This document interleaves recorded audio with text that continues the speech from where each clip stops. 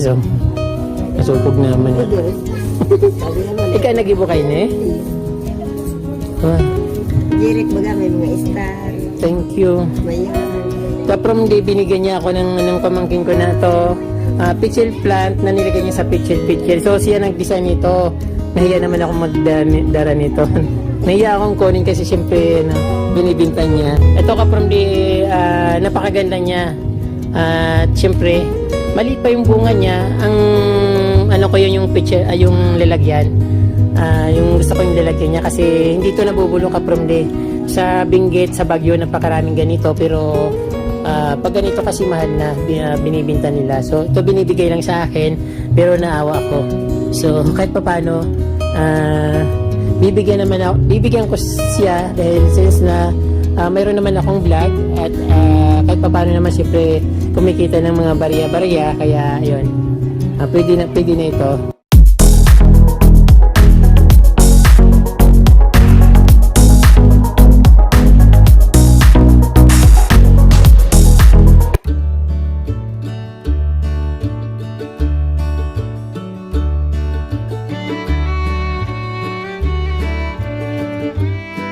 Magandang araw sa inyo mga kaprumdi.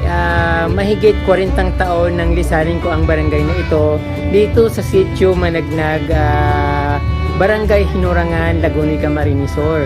So kaprumdi, matagal na akong nawala dito at mahigit 40 years.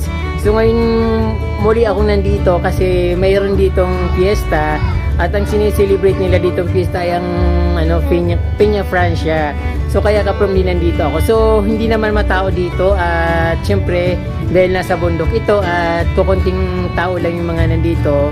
Dahil pandemic kayo, hindi rin kami pwedeng pumunta ng Naga kasi dahil nga hindi pwedeng lumabas ngayon. Kaya nandito ako sa barangay, sa Sitio Managnag, Barangay Hinurangan, Lagunoy, Camarines Sur. Kaya ito kaprumdi ang papakita ko sa inyo yung mga bahay na iniwan ko dito at yung siyempre mga halaman ulit at ayun. So maganda rin yung barangay dito sa amin at talagang probinsya. Yung mga bahay dito talagang wala sa kaayusan. Kung mayaman nga lang ako kaprumdi, talagang ipapayos ko yung mga bahay nila. Ang problema, pareho rin kami kahit na matagal na ako nawala dito. Yung kalagayan ko ay dasim pa rin. Although siyempre nakakalamang ako ng konti dahil nasa bayan na ako at sila nandito pa rin sa bundok o sa napakaliblib na lugar ng bayan ng Lagunoy, Camarines Sur. So ayan kaprumdi, happy fiesta muna sa Barangay Sitio Managnag, Barangay Hinurangan at happy fiesta sa buong Camarines Sur na sineselebrate ang kapistahan ni Peña Francia dito po sa buong Camarines Sur po. Although lahat naman po ng mga Bicolano kapag piyesta ng Peña Francia ay sineselebrate namin lahat. Yung kahit hindi taga Naga, hindi taga Camarines Sur, lahat po dumadayo dito. Pero sa ngayon wala dahil talagang alam niyo naman yung situation ngayon, pandemic at talagang bawal makipagsalamuha. So dito naman kaprumdi kahit na nag-face mask nga ako, nahiya ako na naka-face mask ako dahil wala naman mga tao, parang baka iisipin nila kung alam nyo naman, pero siyempre alam ko naman yung protocol, dapat kailangan talaga naka-face mask, lalo may siyempre kahit papano dahil pista dito, mayroon din mga naliligaw na iba't ibang taga-ibang lugar na mga tao, kaya ito naka-face mask ako, but tinatanggal ko siya kapag walang tao dahil wala talagang nakakakita dito, halos kami lang. So ito kaprumdi, kung nakikita niyo yung nasa likod ko, ayun napakaganda niya. Nakalimutan ko ulit yung pangalan niya kaprumdi, yung orchids. Ang tawag kasi niya sa amin aranya. So saglit lang kaprumdi, ipopokus ko. So ayun kaprumdi yung dito halaman. Dati yung pamangkin ko pumunta dito, siguro binili niya ng 100 pesos yung binibinta sa kanyang 500 yung ganito. Maliit lang. Hindi siya tumigil hanggat hindi niya nakuha. So binayaran niya ng 100 pesos. Ito naman kaprumdi, iba na kasi sobrang sobrang laki na. Kasi umaabot na nga sa lupa yung dulo niya, parang nabubulok niya dahil nasa lupa. Ayan. So hindi ko alam kung magkano binibenta ito kasi sa pamangkin ko ito dito sa bundok. Ayan. Napakaganda niya at kung makikita nyo parang design, parang chandelier sa isang mayaman na bahay, parang ganun yung dating niya kasi sa sobrang laki. Ayan ayan ang ganda, sobrang tingnan, magandang tingnan na yun. Parang rubber band na pinagtali-tali. Napakaganda niya. At syempre kapag hindi lang yaman ng mga halaman yan dito, napakarami. At ito yung nakikita nyo, mayroon din naman ako nito sa bahay, kaya parang hindi naman bago sa ganito kasi yun, marami yan dito sa amin. At yung sa akin nga hindi pa namumulaklak, so nasa ilalim siya ng bandang lababo. Ayan, mas maganda dito kasi yung lupa dito napakapula. At yung ano dito kapundi, itong yung ano nila, peace lily. So yung peace lily ko kasi hindi namumulaklak, pero yung peace lily dito, ang peace lily dito kapag hindi nakukuha lang nila sa bundok, hindi katulad ng mga peace lily dyan na sa Manila na nabibili na tapos napakatagal mamulaklak. Ito kapag hindi napakasipag nitong mamulaklak. Yung peace lily dito sa amin na sa bundok nang gagaling. Ayan. Napakalaki ng tandang.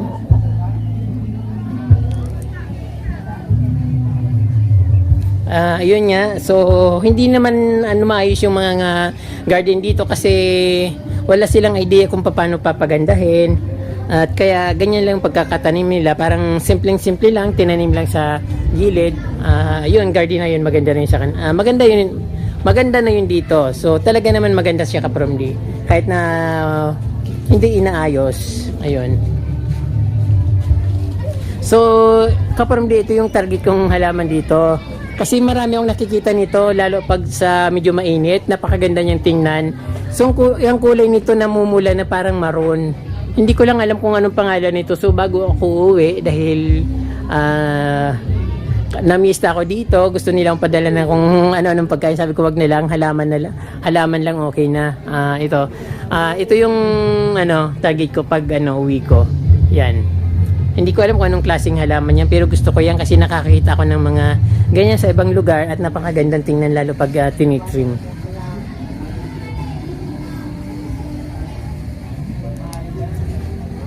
Ito yung mga halaman nila dito.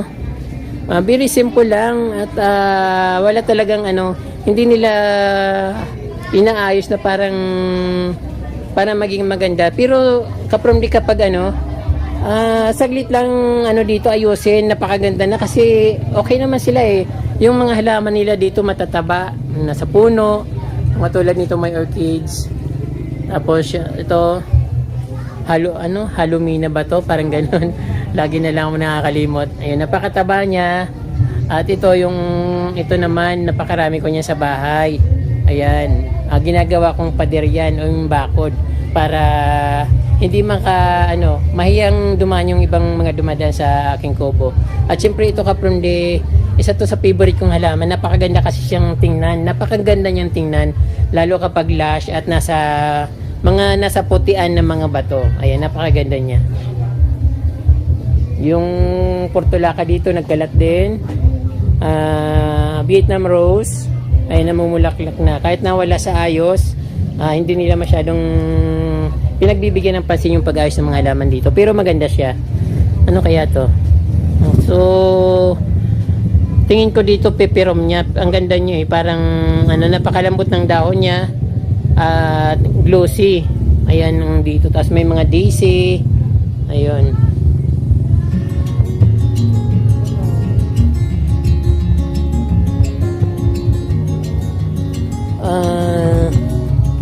Ito parang yung tinatawag na basket, pero may katawan siya kasi sa yung basket na plant, gumagapang siya. Ito parang may katawan. Ayun, so nabalik na nga.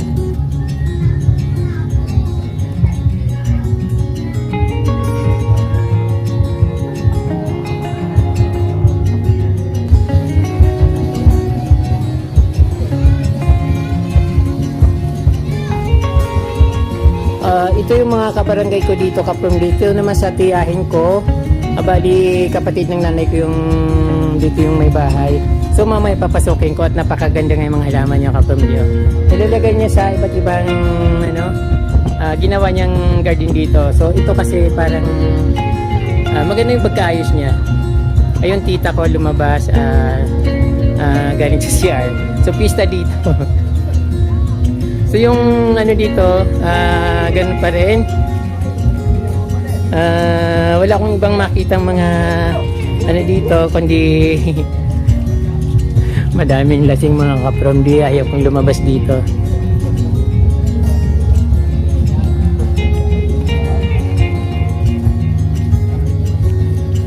Kumusta? Anong handado? So ito kaprom di yung ano, yung garden ng pamangkin ko, napakaganda niya. At syempre iba't ibang mga halaman.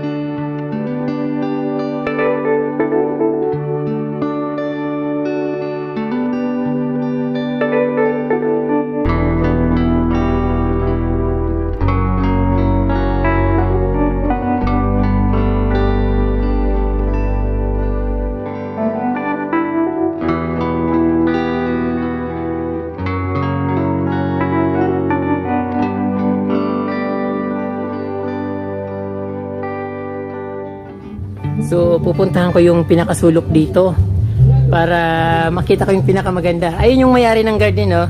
Hello. Kumusta? Anong handa niyo? Pwede makipiesta? Ayan na asawa ng pamangkin ko. At siyempre pamangkin ko na rin siya. Ay may-ari ng halaman dito. Minsan humingi ako sa kanya. At hindi naman siya kuripot, nagbibigay siya. Inaalok niya pa nga ako ng halaman kung anong gusto ko. Ini kuya, magic Oo. fruit. Aren? Magic fruit. Magic fruit? Anong bunga kayo ni? Wala na. Pag lumbod pa sa ano pa siya, green. Tigkakakan man ang bunga kayo ni? Ali dayan sa ibang bansa. Pinatas ko man sa kapantiyan man gas barkada ko. Wishing plant? Anong apod yan? Wishing plant nga ni? Nagbuborakan. Banggi siya nagbubukad. So ano? Queen of the night. Iyo ka na. Yeah. Madahong baga. Iyan man nag-heart pag dakula na. Ano eh? Philodendron. Inabun kanya. Hinabon. Inabun sa kanya. So pagkukuhan ko si Maria. Iyo. Philodendron ng Queen of the Night. Mahal baga ini 1 million da. Baga ini sabi ni Jessica Soho. Pag nagburak na 1 million da. Ini ito man ay pag sa dito magic fruit. Ayan yung magic Kunan fruit. mo yan. Baka di mabuhay. Sa bagay pang lima na nga itong daraig di. Ito, binibigyan niya ako ng magic fruit. Kunin ko raw ito. Sabi ko baka hindi mabuhay, napakaliit. Yan.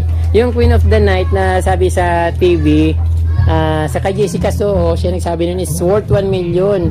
So napakarami niya na. Di ba meron kanito dati sa sa kanto doon? Na, hay na to. Pinaragad. Ay, naragad. Tinawan mo nga ako. Tinawan mo nga ni ko. Binigyan mo ko niyan, di ba? Tapos, nilagay ko lang dahil magdadakula. Ganito lang din, no? Ini man sa laudan, tigil, lalag.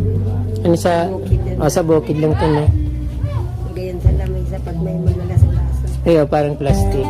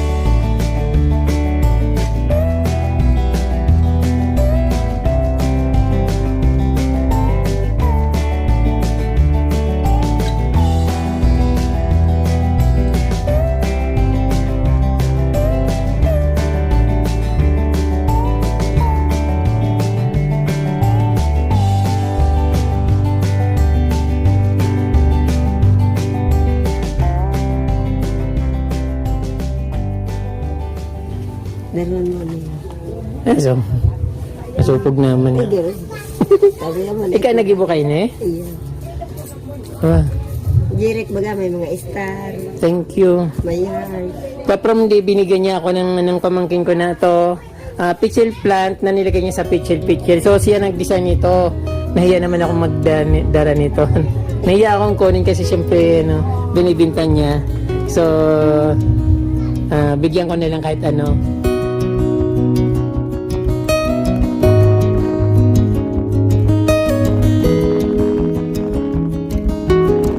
Ayun. Akin na lang to. Thank you. Ayan ang burakan ganong orchids. Ano yung bigonya? Ini. Bigonya yan. Ini. Pink kan. Oh, bigonya. Igwa ko kaya pero di nagbuburak. Madali na. Darakula pati. Iyo. Pero ano ko dahil nagbuburak. Bibinta siya ka-from din ng pitcher plant. Baka kung gusto nyo bumili. Kaya lang pag malayo kasi pag i-ship, dapat talaga sasadyain dito kasi nasa bundok ito ka-from di. So nakakawa sila yung wala silang kabuhayan dito. Kung nakikita mo na yung bahay nila, ito yung dingding nila, halos lang mga trapal lang yung niya. So yung kabuhayan nila dito yung sa bukid lang. Ito nga nagsa-sideline sana sila ng halaman. Kala ko gina-garden lang nila yung katuwan lang. Yung pala binibinta rin nila tapos siyempre talagang walang dito. Walang kabuhayan dito.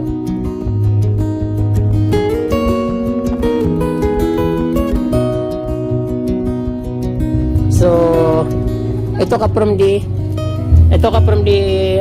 napakaganda niya. At siyempre, maliit pa yung bunga niya. Ang yung picture, yung lalagyan. Yung gusto ko yung lalagyan niya kasi hindi to nabubulo ka from the sa Benguet, sa Baguio, napakaraming ganito pero pag ganito kasi mahal na binibinta nila. So ito binibigay lang sa akin pero naawa ako. So kahit paano bibigyan ko siya dahil since na mayroon naman akong vlog at kahit papaano naman siyempre kumikita ng mga barya-barya, kaya ayun, pwede na ito. Itong salit na ito, maliit na ito, magkano to? 50 50. Kala ko 100. Pag sa akin daw 100, pag sa iba 50, ano ba yan? Logi na. Ito 100 daw ka-from di bawat isa nito. So yung bibili kasi lang ang problema dito ka-from di kasi nasa taas sila, nasa bukid sila. So kung nasa bayan mas madali, kaya lang sasadyain dito kung sinong gustong bumili kasi marami silang tinda ka-from di tawag nito sa amin, ang tawag nito loy-loy. Ayun, loy-loy yung tawag dito sa amin ito. So mas pag kumapal ito, parang yung tinatawag na buhok ni Maria, napakaganda niyang tingnan. Ito. So hindi siya mamamatay ka-from di kasi ay stable na siya. May ugat na siya. Kaya lang gusto niya palagi nasa lilim. Ayaw niya nang masyadong nabibilad kasi pag nabibilad, natutuyo rin siya. Ayun. So ang advantage dito ka-from di, mahamog dito kapag pag gabi. Nagtutubig yung mga halaman dito kapag gabi. 2 years na. Ito? 2 years na. 2 years na ito. Magkano to? 150. So 150. Maganda na siya. Ayan.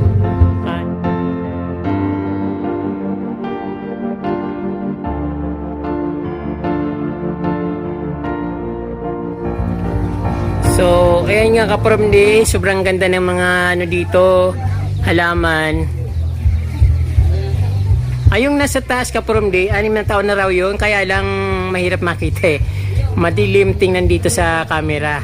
Against light kasi. Di na yun. Yung mga orchids at yung mga design nila na nilalagay nila sa mga, yung anong tawag dito, yung yung mal kasi to, halaman din ito pero kakalimutan ko yung pangalan niya. Parang isang ori ng palm na may mga tinik yung daon. Pero siya, plant din siya. Ang tawag dito sa amin ay aram-am. Ayun. Puro pitcher plant yun, dami.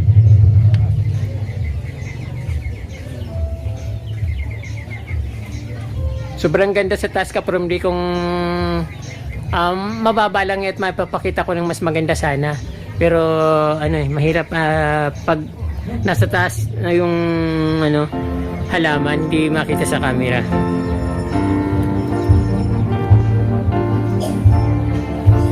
Pakaraming picture plant dito ka-from di. So yung iba niyan talagang hindi na yan kusa na siyang tumutubo dyan. Yung iba hindi na siya nilalagay, talagang na siya, inborn na siya sa kahoy na yan na tinubuan niya.